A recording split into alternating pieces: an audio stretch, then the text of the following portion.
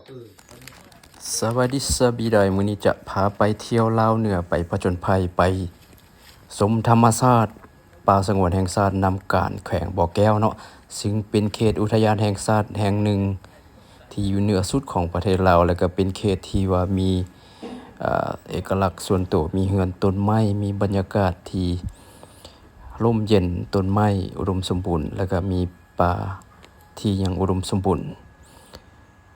ถ้าผู้ใดมักผจญภัยก็สามารถไปเดินไปชมไปเทรคกิ้งขี่สลิงแล้วก็มีการย่างป่าชมธรรมชาติเบิ่งสัตว์สาวาสิ่งชีวนานาพันธุ์ได้เลยเนาะก็ถือว่าเป็นการอนุรักษ์ชีวนานาพันธุ์ที่ดีและเป็นโมเดลตัวหนึ่งซึ่งเพิ่นได้รับรางวัลหลากหลายรางวัลจากหลากหลายประเทศเนาะที่พันมานี่ก็ได้รับรางวัลที่ว่า Green Award อย่างตัวอย่างเลยจำบ่ได้เนาะนอนอยู่เทิงต้นไม้เลยพ่อพี่น้องก็ถือว่าเป็นบรรยากาศที่บ่มี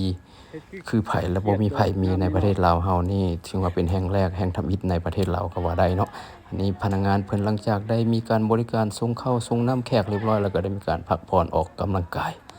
นำกันบรรยากาศจะเป็นจังได๋เฮาไปชมบรรยากาศนำกันไปเลย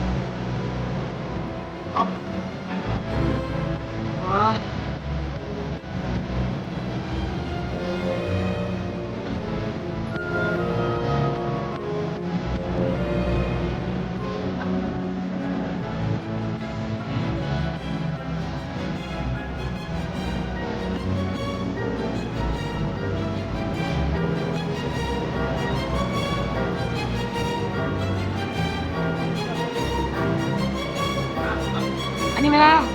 งามเย็นมากเย็นมากสุดยอดที่ว่าในน้ำงาวเนาะหลังจากเฮ็ดเวียกมานักเบียร์มั้ยน่ะอันนี้เนาะเป็นหัวหน้าไก่น้ำเที่ยวของเราฮะเบียร์เหรอ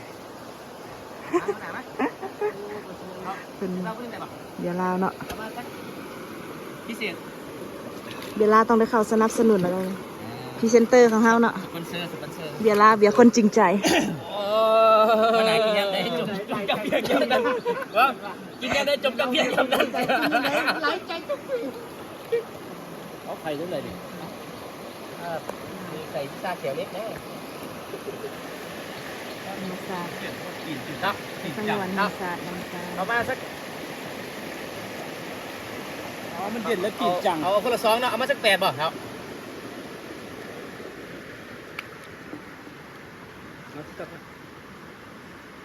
มันเย็นแล้วกินจังขออนุญาตใส่เขียวแล้วครับเอาเลยเนี่ยฟันเล็กเนาะ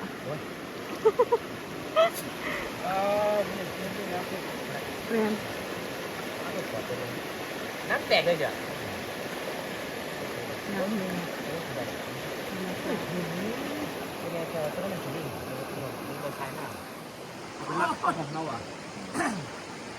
เย็นบ่เย็นแท้สุดยอด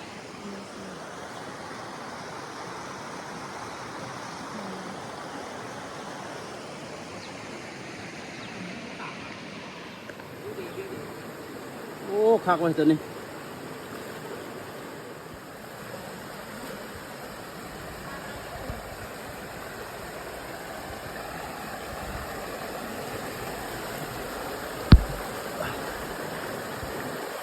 มังกรลอยน้ำมาเนี่ย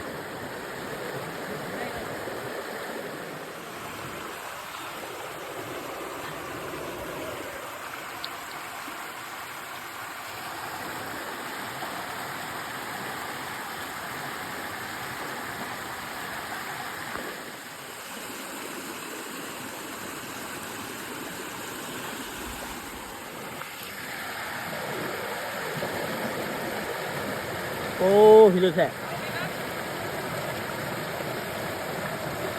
คัก